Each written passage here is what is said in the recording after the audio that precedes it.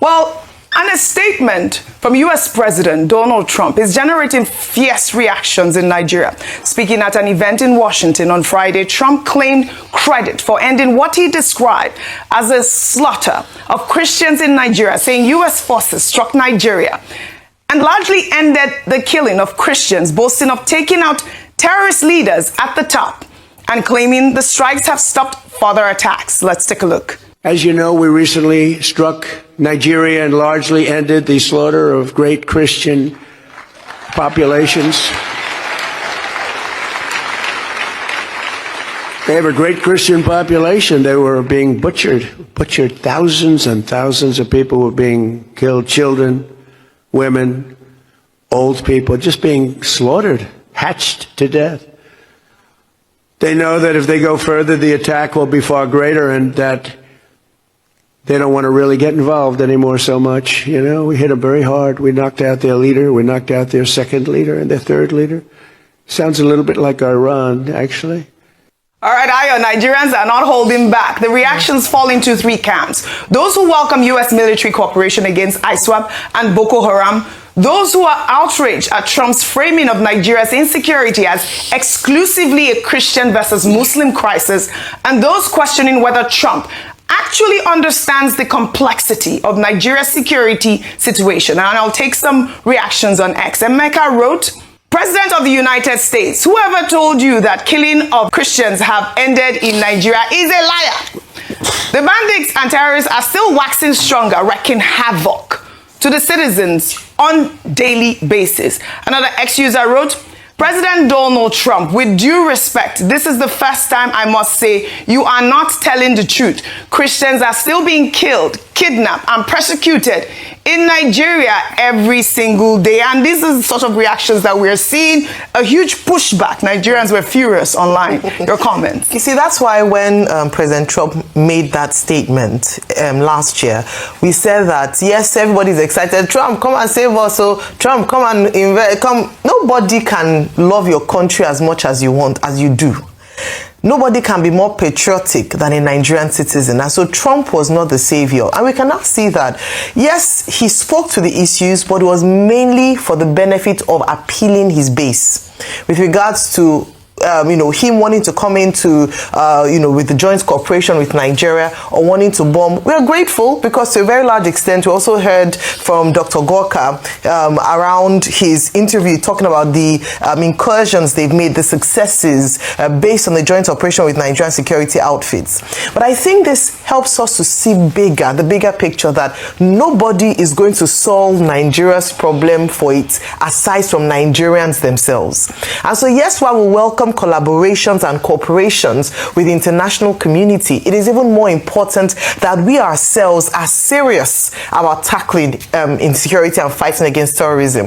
The issues have not yet abated. Yes, they have recorded successes, but we still see killings on a daily basis. We still see persecutions in the middle belt of Nigeria, in North Central. We still see the Northeast terrorism and banditry. We still see in the Northwest. So it is not yet done. But Trump has appealed to his base. He has spoken hyperbolically, as he wants to do, and he has made, just said the right things. Now let's come back home.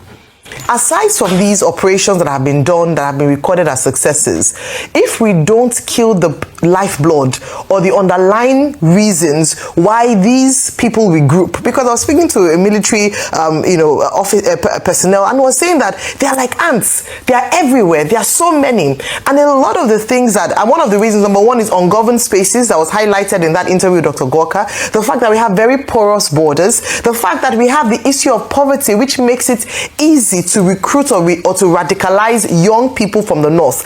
If this government is serious about fighting terrorism, aside from the kinetic and the show of force and the precision strikes, they must also challenge the poverty in the north. They must bring education to the north so that the people are not misled by misinformation or people who prey on their ignorance or illiteracy. And so if we don't deal with those issues, and then the financiers that we talk about, this is what the government has to take ownership and responsibility. Yes. This is Trump's narrative. This is Trump's own, view of the world. But there are two sides of the story. Where's is in Nigeria's point of view, and what is Nigeria doing? Because America is not the solution to our insecurity. They can help, and we welcome their help, but at the end of the day, it is our fight to fight. Very well said, Ayo. Meanwhile, in Ogun State, fear gripped the Sagamu Benin Expressway after gunmen ambushed vehicles at Ogbere on Thursday afternoon, shooting sporadically, forcing 5 passengers from 3 different vehicles deep into the forest,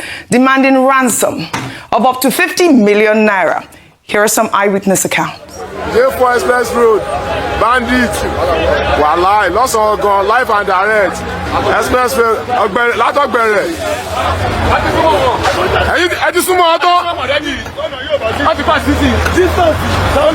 Ọlọ́run ṣàánú àti sèbù pẹ̀lú èké àwọn èèyàn escape ọtí àwọn tó máa kó lọ ti kó wọn lọ o. When they injure me, I have to pick up the sweater. The sweater was with blood. I held my hand. One man was beside me, coming out, was running. He said, "Madam, forget about the pain, run for your life." I run. I now burst out for one police station. As I burst out for that police station, the police woman that I met now saying, "Don't need to talk too much. This your life, and that woman, they important. With blood everywhere, all my body soap." Now take me back to. They rejected me, reached 3 hospitals. That woman for police station got sent.